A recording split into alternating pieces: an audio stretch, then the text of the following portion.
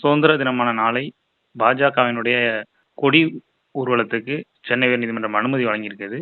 முதலாவது தமிழ்நாடு காவல்துறை மறுத்த காரணம் என்ன? நீங்க சென்னை உயர்நீதிமன்றத்துக்கு செல்வதற்கான காரணம் என்ன? கடந்த வாரம் அந்த மாதிரி சுதந்திர தின 77வது சுதந்திர தினத்தை ஒட்டி நாடு முழுக்க பாரத பிரதமர் நரேந்திர மோடி அவங்க வந்து 9ஆம் தேதி முதல் 15ஆம் தேதி வரைக்கும் பல்வேறு நிகழ்ச்சிகளை நாட்டு மக்களுக்கு கொண்டு போய் சேர்த்தணுன்ற மாதிரி சொல்லியிருந்தாரு.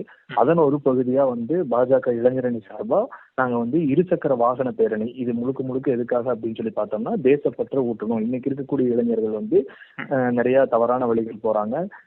தேசத்து மேல நேசம் இல்லாம வந்து மேற்கத்திய கலாச்சாரத்தை அவங்களுக்குள்ள கொண்டு வராங்க. இதெல்லாம் தவறு.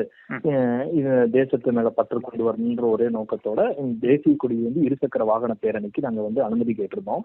பட் காவல்துறை வந்து அந்த அனுமதி வந்து மறுத்திருந்தாங்க. என்ன சொல்லியிருந்தாங்கன்னா, அவங்க சரியான இடங்கள் இல்ல, நீங்க கேட்டிருக்கக்கூடிய சாலைகள்ல வந்து வேலைகள் நடந்துட்டு இருக்கு, அதனால அதுல எல்லாம் கொடுக்க முடியாது, அது போன்ற ஒரு சாதாரண ஒரு விஷயங்கள் எல்லாம் சொல்றாங்க. எத்தனை வாகனம் வரும், வாகனத்தினுடைய ரெஜிஸ்ட்ரேஷன் நம்பர் கொடுக்கல அப்படின்ற மாதிரியான ஒரு நார்மலான ஒரு விஷயத்தை சொல்லி அதை நிராகரிச்சாங்க. அதையடுத்து நம்ம மாநில தலைவர் மரியாதைக்குரிய அண்ணாமலை அண்ணன் அவர்களுடைய தகவலுக்கு இதை கொண்டு போனோம். அவர் உடனடியா வழக்கறிஞர் பிரிவை சந்திச்சு இதை பேசியிருந்தாரு.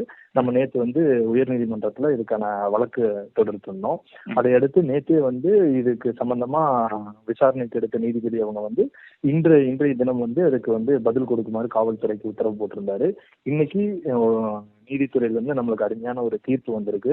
தேசிய கொடி ஏந்தி செல்வதற்கு 70 ஆண்டுகள் சுதந்திரம் கிடைத்து 70 ஆண்டுகளுக்கு மேலாயும் இன்னைக்கும் அனுமதி கேட்கக்கூடிய சூழ்நிலையில இருக்கமா அப்படின்னு சொல்லி நீதிபதி கேட்டு உடனடியாக அதுக்கான அனுமதி கொடுக்க சொல்லி உத்தரவு போட்டிருக்காரு.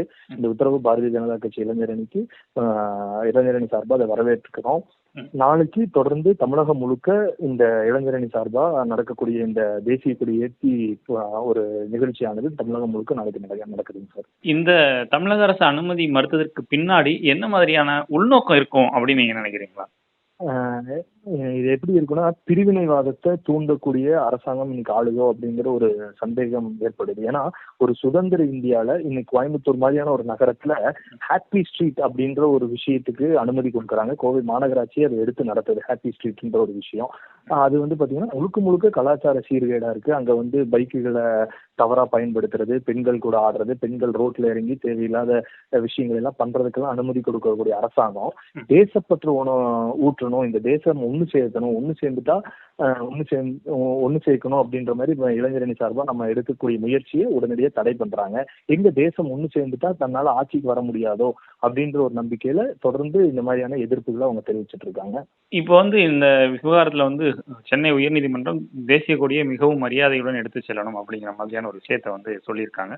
நாளைய தினம் நீங்க பேரணியில என்னென்ன மாதிரியான விஷயங்கள் செய்ய போறீங்க, என்னென்ன மாதிரியான கொடிக்கு வந்து மரியாதை செலுத்த போறீங்க? ஏற்கனவே மாநில தலைவர் அவங்க வந்து நம்மளுக்கு சொன்னதே வந்து தேசிய கொடியை வந்து நம்ம பாதுகாப்பா எடுத்துட்டு போகணும் அப்படின்னு சொல்லியிருக்காரு. முதல்ல வந்து எல்லா வாகனங்கள்ல ஓட்டக்கூடிய நபர்கள் வந்து ஹெல்மெட் அணிஞ்சிருக்கணும் அப்படின்னு சொல்லியிருக்காரு. அதே மாதிரி தேசிய கொடி வந்து அந்த மூவர்ண கொடியை வந்து அழகான ஒரு பைப்புல அதை வந்து நம்ம கட்டி எந்த விதமான டேமேஜும் இல்லாம புது கொடி வாங்கி கட்டி அதை நம்ம ஊர்வலமா எடுத்து செல்லணும் அப்படின்னு சொல்லி ஏற்கனவே அண்ணாமலை வந்து அறிவுறுத்தல் பண்ணியிருக்காரு. அந்த மாதிரி நம்ம ரொம்ப மரியாதையா நம்ம தேசிய கொடிக்கு மரியாதை செலுத்தி எடுத்துட்டு போறோம். தொடர்ந்து இருக்கக்கூடிய பல்வேறு தேச தலைவர்களுடைய சிலை, உதாரணத்துக்கு காமராஜர் அவர்களுடைய சிலை, வ.உ. சிதம்பரனார் அவர்களுடைய சிலைகள் எல்லாம் நம்ம தொடர்ந்து கிளீன் பண்ணிட்டு இருக்கோம். இன்னைக்கு அரசாங்கத்து கையில இருக்கக்கூடிய அந்த சிலைகள் கூட சுத்தம் இல்லாமயே இருக்கு. 2 நாட்களா ஸ்வச் பாரத்ங்கிற பேர்ல நம்ம தான் அதை வந்து சுத்தப்படுத்திட்டு இருக்கோம். இந்த வாகன ஊர்வலத்துல போகும்போது அந்த சிலைகளுக்கு, அந்த தேச தலைவர்களுக்கு நம்ம மரியாதையும் செலுத்த போறோம். நன்றி சார். நன்றி, ரொம்ப நன்றி.